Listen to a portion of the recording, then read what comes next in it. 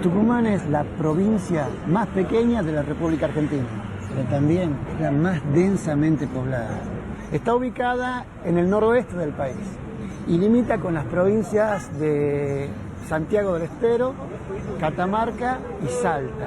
Tucumán es lucha, es sufrimiento, es progreso, es industria, es cielo, es tierra, es aire, es caña de azúcar.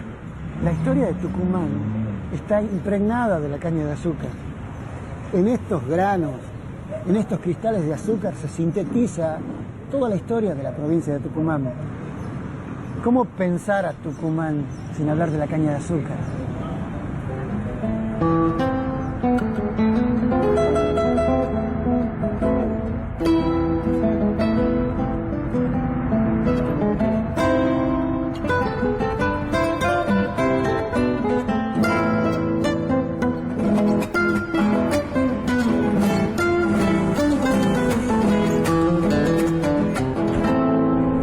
Voy a hablar con Lucho y René, obreros de este ingenio, dos hombres de Tucumán.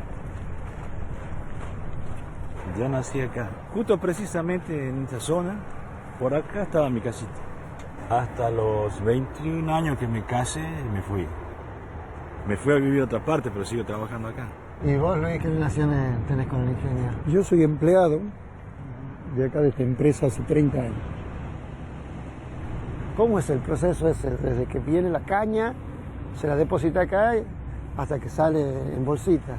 Claro, o sea, la caña ingresa por el trapiche, a donde hay un juego de molinos, cilindros, que son los que se encargan de extraer la mayor cantidad de jugo de la caña.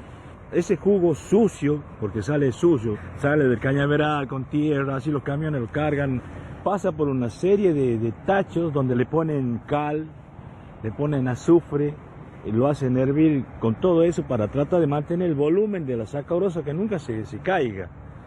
Esa sacarosa va a otro tacho donde se empieza a desprender del agua, de todo, queda un jugo limpio, ya puro.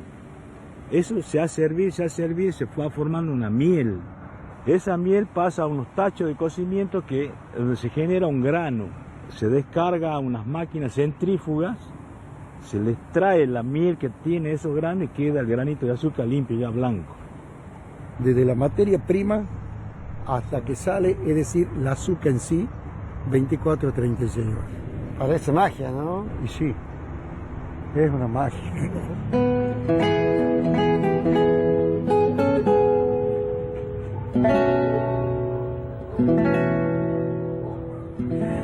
Los patrones de los ingenios, para hacerse más ricos, para adquirir suerte y abundancia, realizaban un contrato con el familiar, que era el mismísimo diablo. Cada año le ofrecían un peón de los que llegaban a la cosecha, para que se los coma y asegurarse así su fortuna.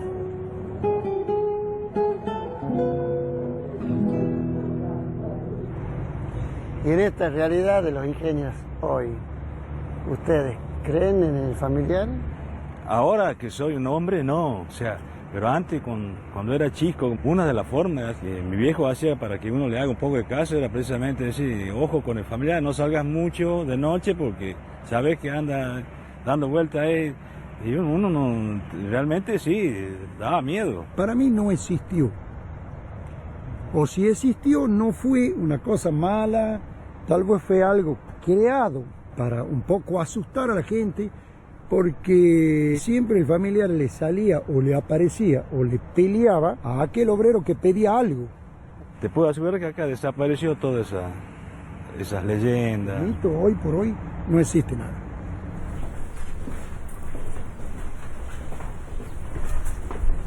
El mito del familiar es un mito de dominación.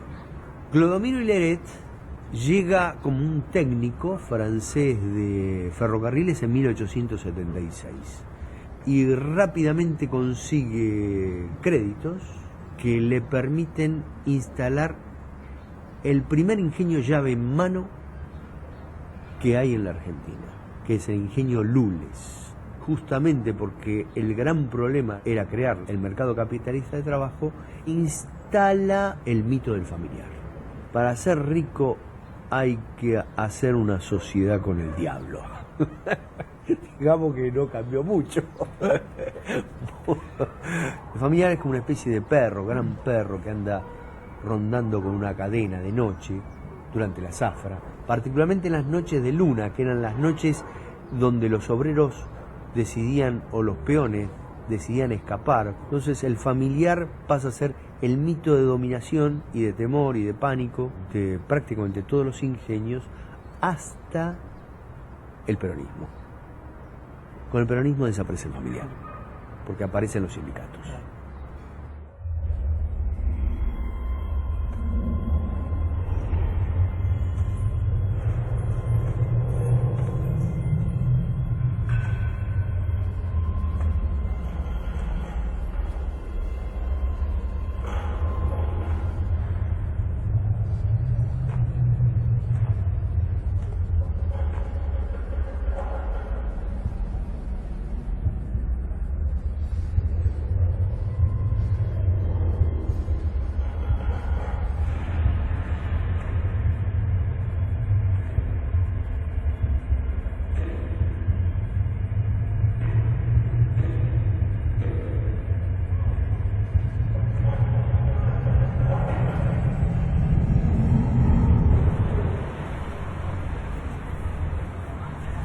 Vamos a charlar con Roberto Pucci, Pipo Pucci, un historiador de Tucumán.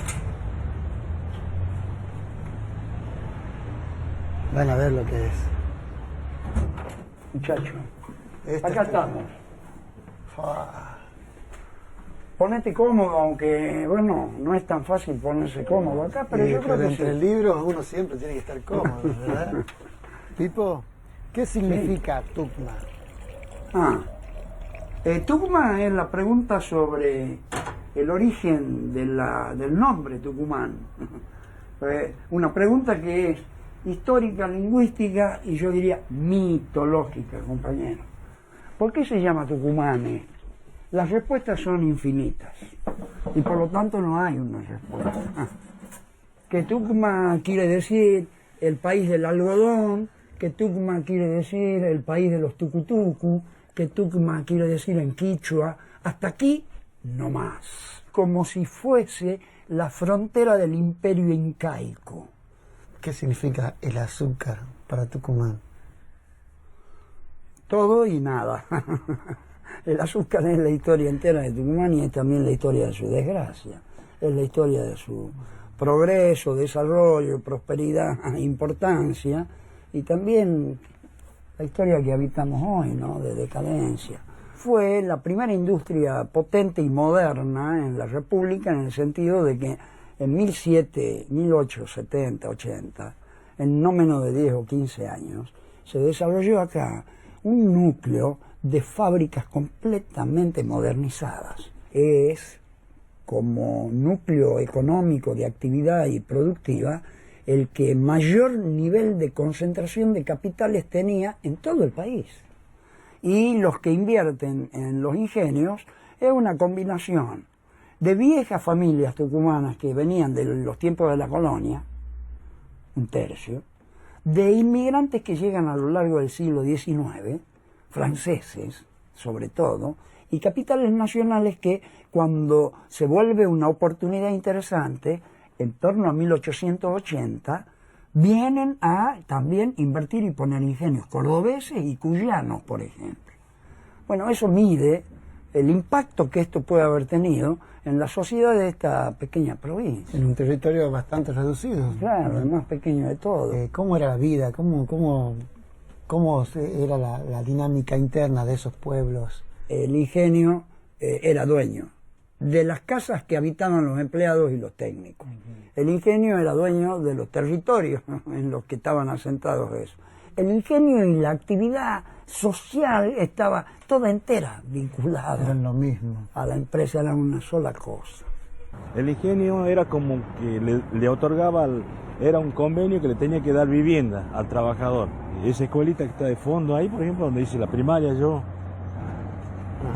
la capilla que está ahí, teníamos un club que está más adelante, el club de fútbol, teníamos bocha, teníamos palitroque, básquet, cancha de vóley, todo eso. La mayoría de los ingenios tucumanos siguen conservando la gente, el pueblito ahí al casco del ingenio a la vuelta. En muchos de los casos, casi en todo, por ejemplo, pasaba su vida trabajando o sus 30 años, 20 años, hubo un montón de casos que cuando se jubiló, se tenía que ir de la empresa.